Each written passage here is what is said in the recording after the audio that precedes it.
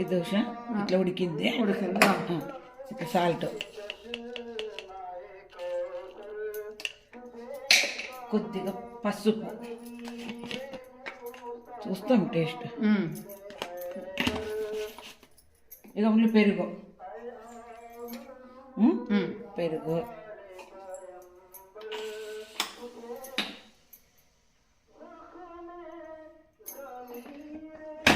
వేడి వేడి అన్నం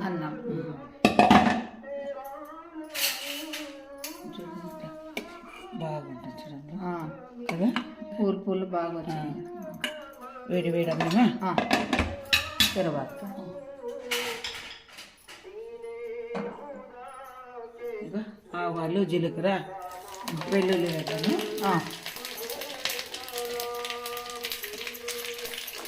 చూస్తాం ఇదొక టేస్ట్ అనమాట కందిపప్పు లేదు అవునులే ఆఫ్ చేసేస్తా స్టవ్ ఈ పక్క పెట్టేస్తాను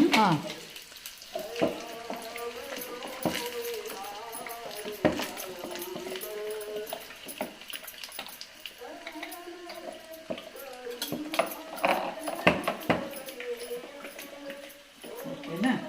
ఇట్లా కచ్చా పచ్చగా ఉండాలా అవును